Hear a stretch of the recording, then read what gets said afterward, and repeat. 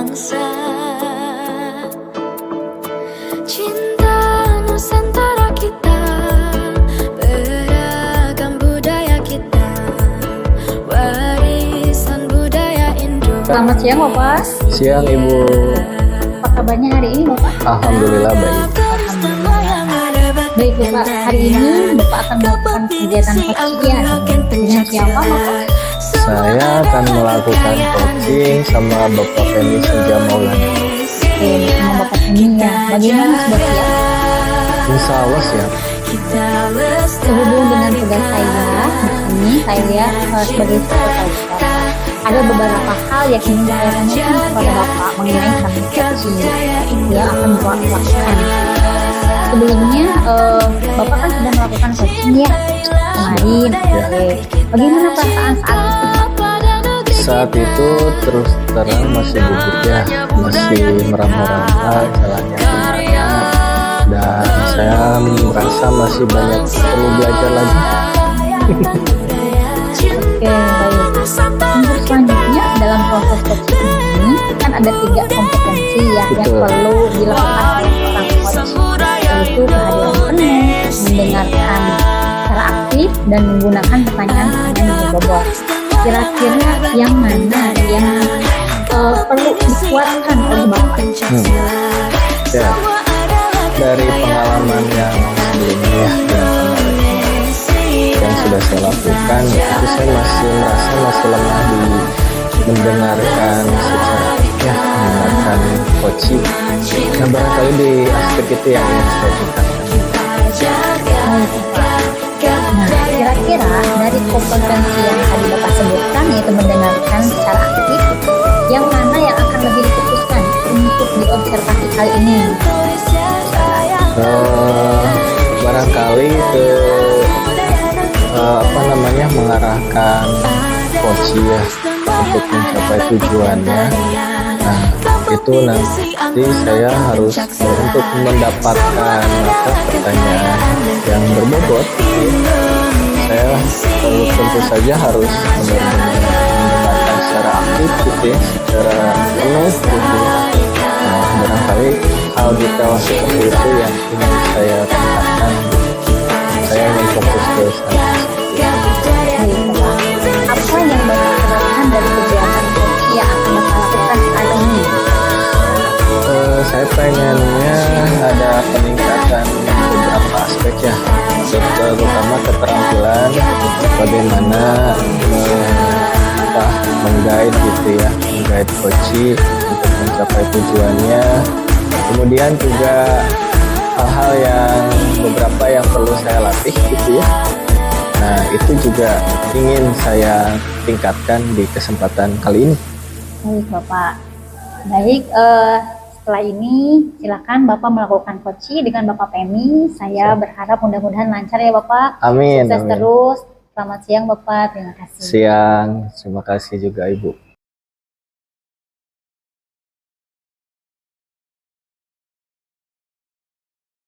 Assalamualaikum Pak Femi. Waalaikumsalam Pak Indra.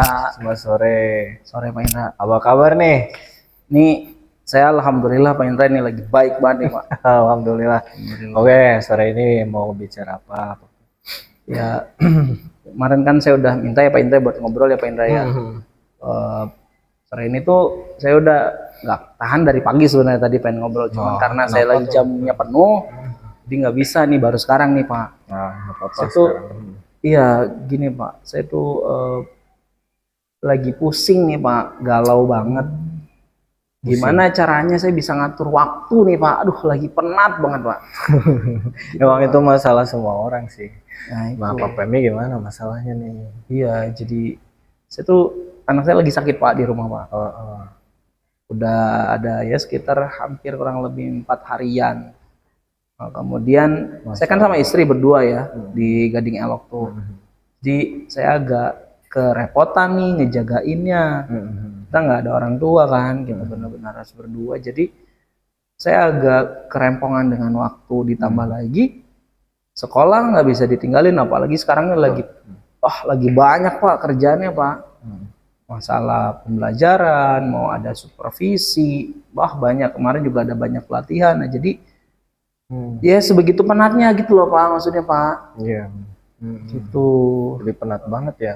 Terus jadi pusing banget lah, saya galau banget nih Pak, gimana gitu Pak.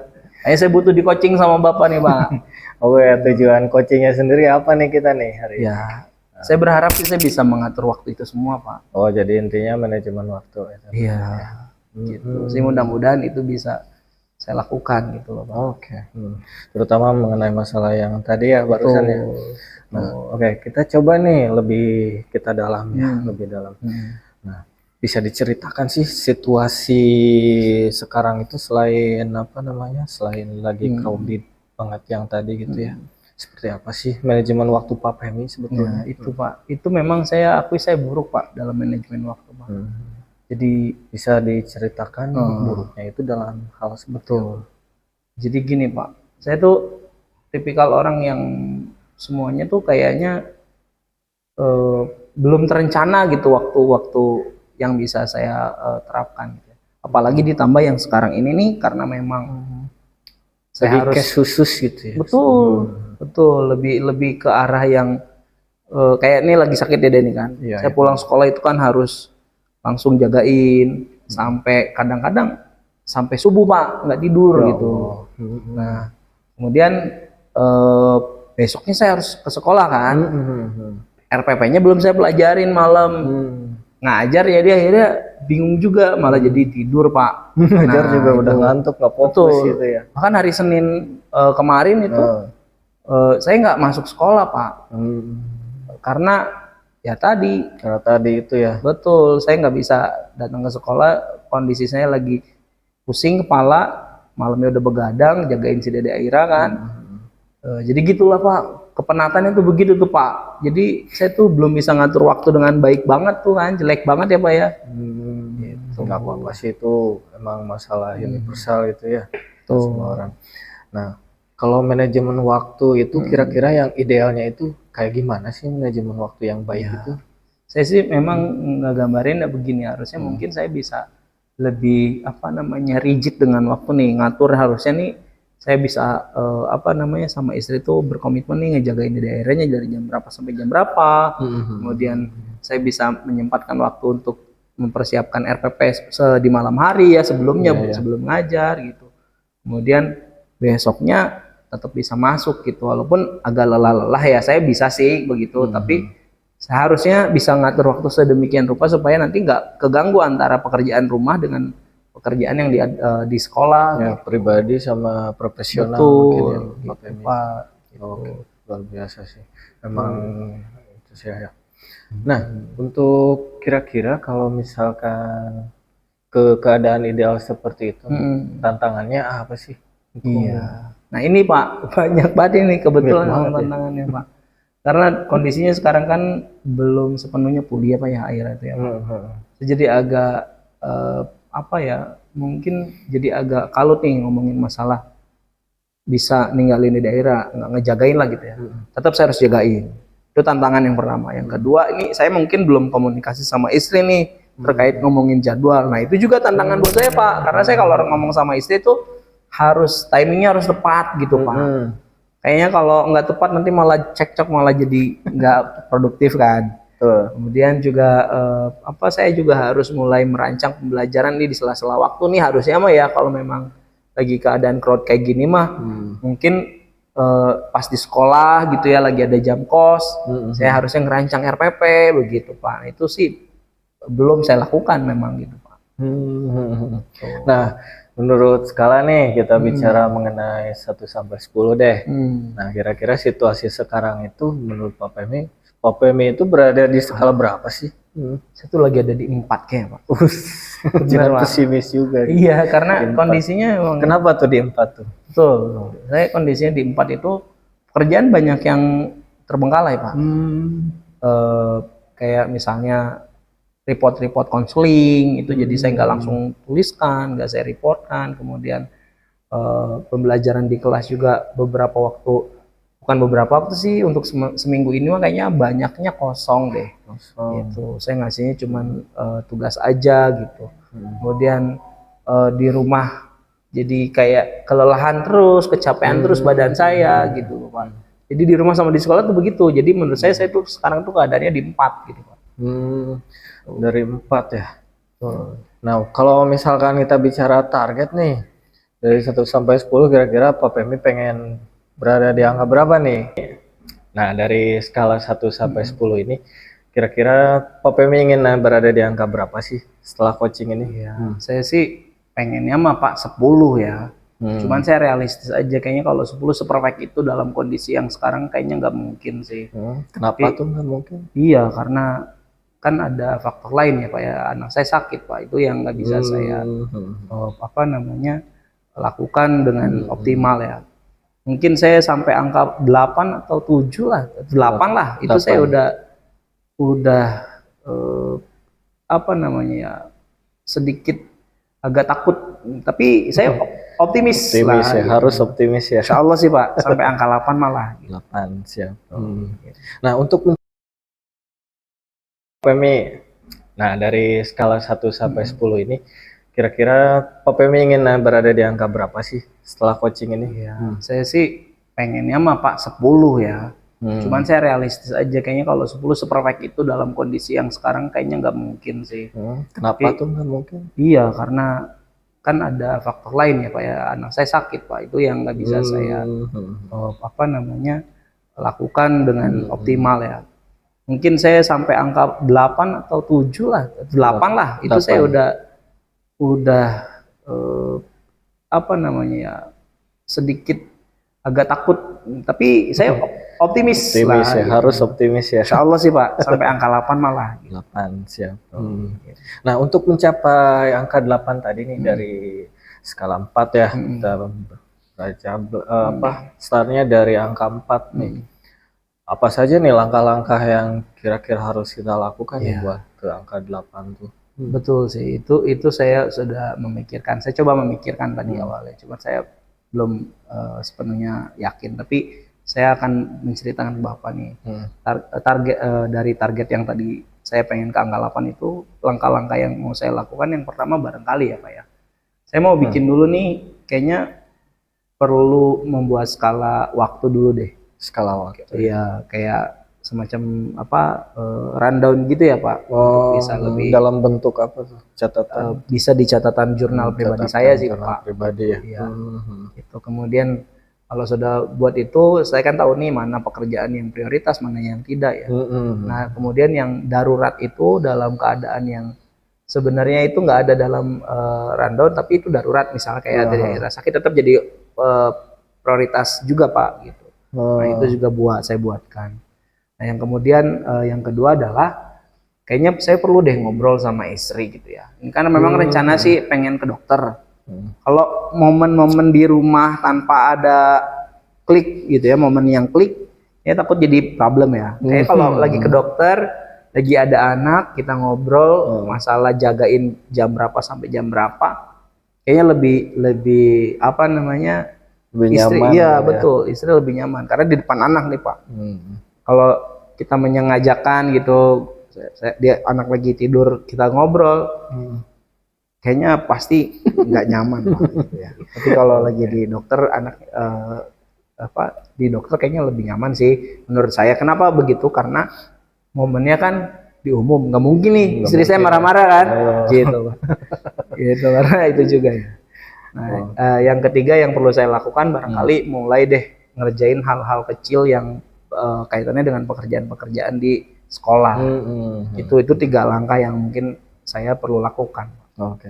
Bicara mengenai prioritas tadi ya, dari 3 hal tersebut, menurut Pak Femi mana sih yang paling prioritas, yang paling pengen dikerjakan pertama itu? Ya, yang pertama yang pasti harus nyusun rundown tadi Pak. Mencatat. Betul, itu yang harus dilakukan. Dan yang kedua barangkali karena mungkin momennya sore ini mau ke dokter juga pas juga sih. Mungkin yang pertama kali akan saya lakukan adalah ngobrol dulu ke istri ya. Ke istri. Tentang saya harus bagi jadwal nih, nggak nyampe jam 3, jam 4 nih ngejagain di daerah. Gimana kalau dari sepulang sekolah sampai jam 12 begitu. Nanti sisanya istri kembali gitu. Nanti kalau memang di pembelajaran saya di kelas tidak ada jam gitu ya, di sekolah nggak ada jam, saya akan minta izin duluan gitu supaya tidak ngeganggu pekerjaan sekolah. tapi tetap bisa produktif di rumah juga. Jadi itu yang akan saya obrolkan. Intinya komunikasi itu penting ya.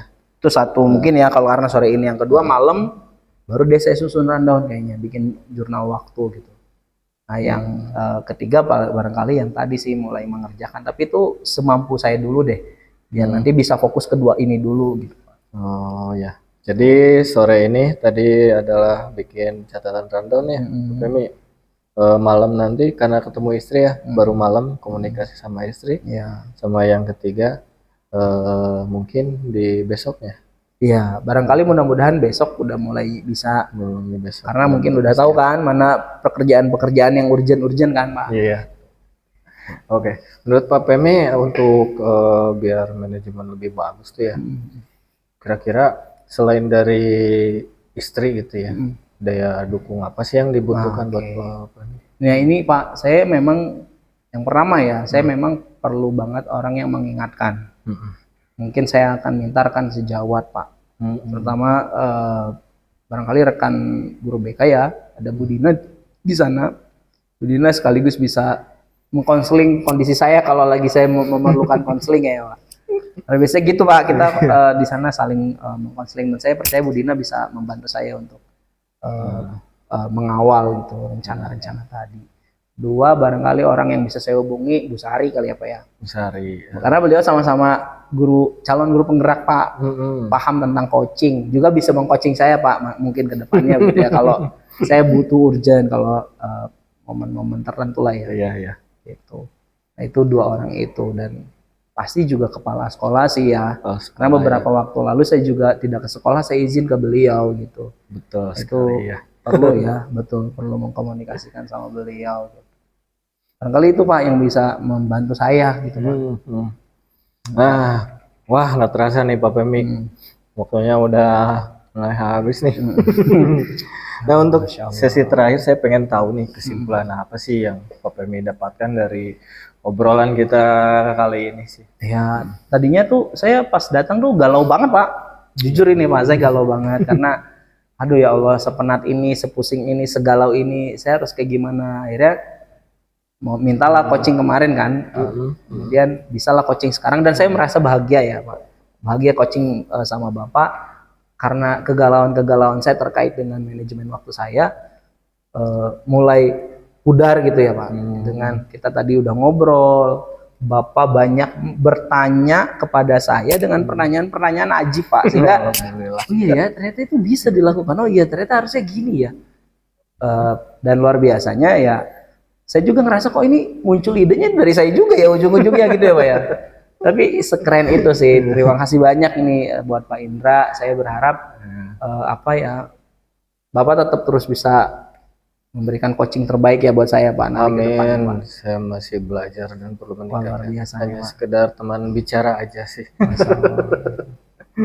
Gitu sih Pak, itu yang saya dapatkan, dan saya udah nggak galau-galau nih. Saya harus tahu ngapa-ngapainnya, saya udah tahu nih. Tadi langkah-langkahnya saya sudah harus dilakukan. Yang pertama kali itu misalnya kayak buat jurnal waktu ditambah dengan ngobrol ke istri. Mulai deh sisa besok-besoknya itu ngerjain pekerjaan-pekerjaan kecil-kecil dulu nih, dicicil gitu. Jadi kayaknya udah jelas lah, udah gampang tapi gamblang gitu lah. Gamblang. Ya, gitu. Alhamdulillah kalau sudah tergambar jelas. Mudah-mudahan itu menjadi solusi buat Mas Femi ya. Udah nggak galau lagi kan? Alhamdulillah Pak. Terima kasih banyak Pak. Ya, makasih Pak Femi. Siap. Selamat sore. Selamat sore Mas. Assalamualaikum. Waalaikumsalam warahmatullahi wabarakatuh. Selamat sore Bapak. Sore Ibu. Oke, apa kabarnya hari ini Pak? Alhamdulillah baik. Alhamdulillah baik.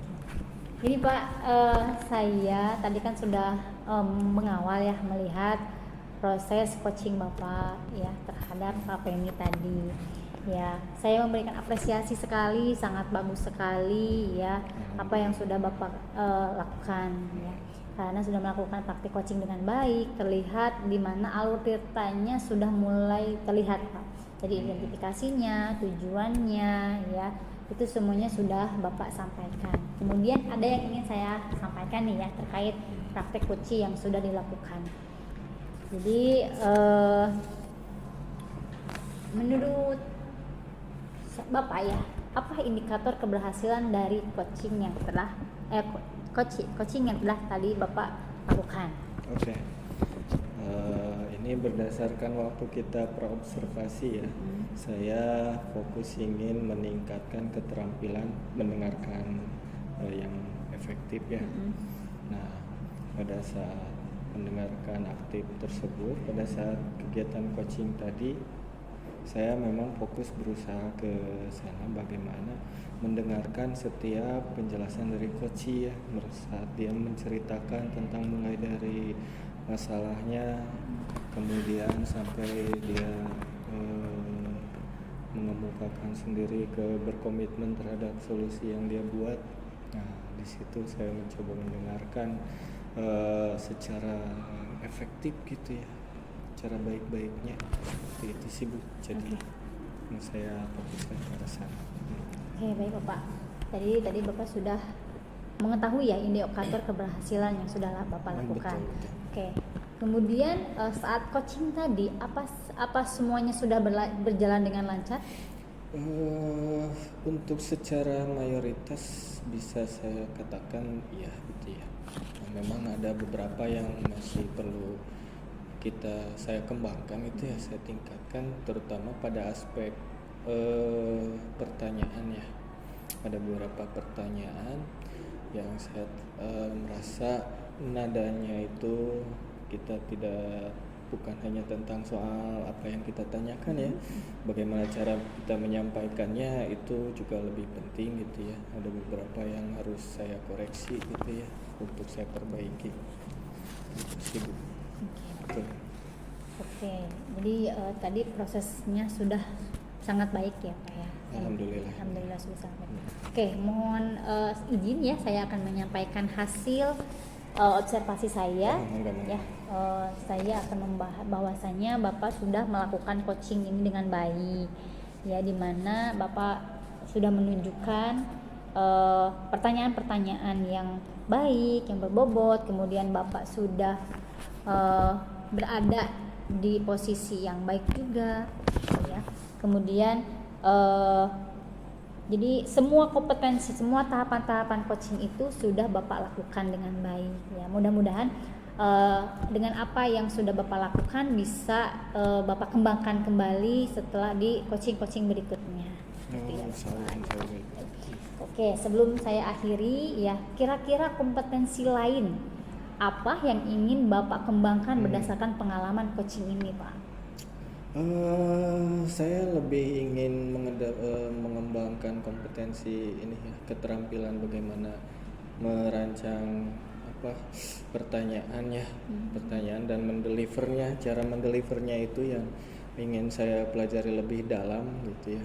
Bagaimana cara menyampaikan agar tidak cenderung ke tendensius ya, tidak ke mengintimidasi, tapi kita bersifat kemitraan gitu ya, seperti itu. Oke, Bapak, terima kasih sudah melakukan sama-sama observasi dengan saya ya. Kemudian saya tadi melakukan supervisi, kemudian tadi juga saya sudah melihat ya proses coaching Bapak dan sekarang pasca supervisinya. Terima kasih Bapak atas waktunya. Mohon maaf mengganggu. Mungkin diakhiri saja. Terima kasih Bapak. Assalamualaikum. Waalaikumsalam. 5 menit. Iya kumaha. Pareum.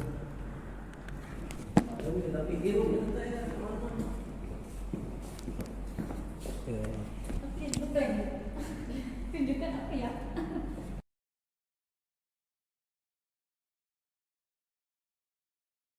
Waalaikumsalam. Selamat sore ya Bapak Ibu. Mohon izin pada sesi ini saya ingin menyampaikan hasil pengamatan saya terkait proses supervisi akademik dan proses coaching yang sudah berlangsung. Tadi ada yang melibatkan supervisor, coach, dan coaching. Jadi tadi saya melihat pada aktivitas praobservasi antara supervisor dan coach itu sudah terlaksana dengan baik, sangat baik ya. Jadi di dalam proses tersebut sudah ada aktivitas sama-sama memastikan apa yang menjadi tujuan pengembangan coach untuk proses coaching yang akan dilaksanakannya. Kemudian juga pada proses observasinya antara coach dengan coachnya juga sama-sama telah berkolaborasi bersama-sama, saling menggali potensi dari coachnya, menggali potensi coachingnya dengan baik sehingga coachingnya bisa menemukan ide-ide secara kreatif atas situasi yang sedang dihadapinya. Kemudian juga tadi pada aktivitas pasca observasi antara supervisor dan coachnya sudah ada aktivitas pemberian umpan balik dan penyampaian hasil observasi yang sangat konstruktif. Jadi hasil pengamatan saya terkait aktivitas tadi antara supervisor, coach dan coachee itu sudah berlangsung atau terlaksana dengan sangat baik. Saya mengapresiasi atas kegiatan tersebut. Itu saja barangkali yang ingin saya sampaikan selaku pengamat. Terima kasih. Assalamualaikum warahmatullahi wabarakatuh.